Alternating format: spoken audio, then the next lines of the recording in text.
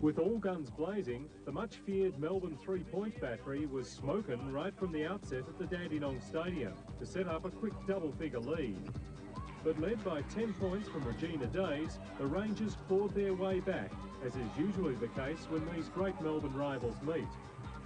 The fact that she was kept scoreless after the break had a big bearing on the final result, with Emily McInerney the game's dominant rebounder. The World Junior Championship rep backed up her 12 forwards with 12 points to be one of 4 Tigers in double figures.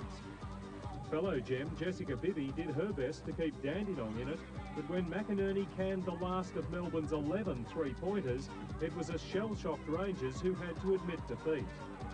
Captain Christy Harrower was the MVP in the Tigers' 15-point win. The visit of 3-time champions Adelaide to the Australian Institute of Sport Training Hall held few fears for the students as they overcame a slow start to lead by 2 points at half-time. 2-metre centre Tracy Braithwaite was giving Rachel Spawn plenty to think about, and Rohani Cox was inspirational.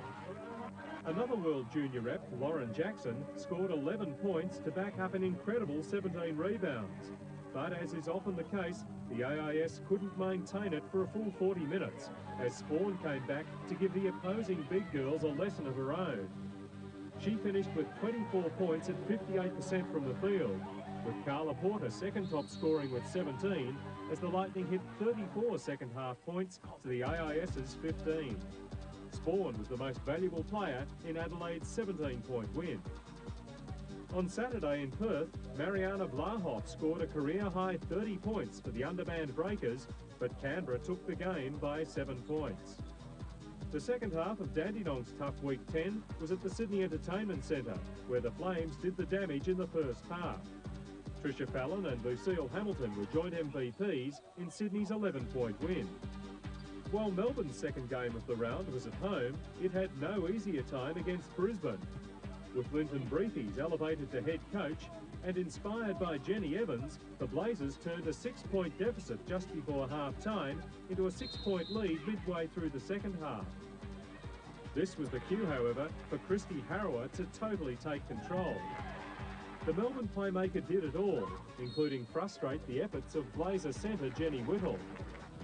Harrower, as usual, brought the roof down from beyond the three-point line and had time to chat cheerily with Coach Tomlinson, while teammate Narelle McConnell killed off Brisbane's challenge from the free-throw line. The McConnell-Harrower double act combined for 40 of Melbourne's points, as the Tigers scored the last 10 of the game to win by 9. Christy Harrower named MVP for the second time for the weekend.